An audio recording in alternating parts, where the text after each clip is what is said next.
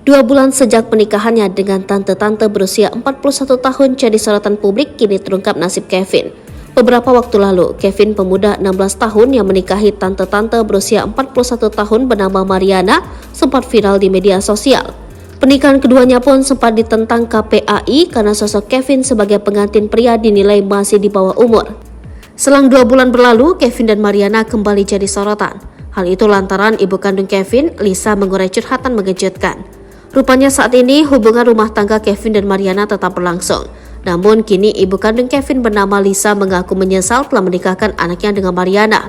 Lisa meluapkan curhatannya yang menyesal karena putranya kini lebih menurut pada istri Mariana yang juga merupakan sahabat Lisa.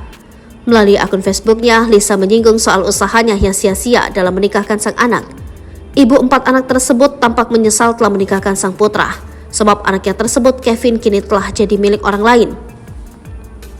Pengorbananku selama ini sia-sia, anakku dah bukan hakku lagi, dah hak istrinya, dah milik istrinya seutuhnya. Makanya bini ngomong apa didengarkan, aku orang lain. Kalau kau tak manas-manaskan aku dulu, aku orangnya tak mau tahu hal anak atau orang lain, kata Lisa dalam akun Facebooknya.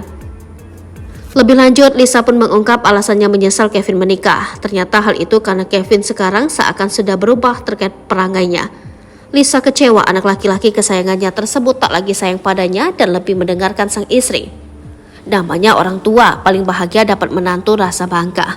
Tapi sekarang bahagia campur sedih, anak yang kita sayang, anak yang kita banggakan sekarang berubah total dengan emaknya, Ibu Lisa. Bahkan wanita asal suku Dayak tersebut terang-terangan menyebut Kevin durhaka. Kevin berubah jadi anak durhaka, bini kan penting, orang tuanya kan tak penting, ujar Lisa. Bak ingin mengurai ancaman, Lisa pun menyinggung soal mantan istri untuk menyinggung sang putra dan istrinya. Ada namanya mantan ibu, mantan istri adalah, nak ketawa takut dosa, tak ketawa lucu, ketawa ajalah, pungkas Lisa. Hingga kini belum jelas penyebab renggangnya hubungan Lisa dan menantu serta anak laki-lakinya. Mariana pun terlihat bungkam dan tak lagi membagikan momen kebersamaannya dengan sang suami.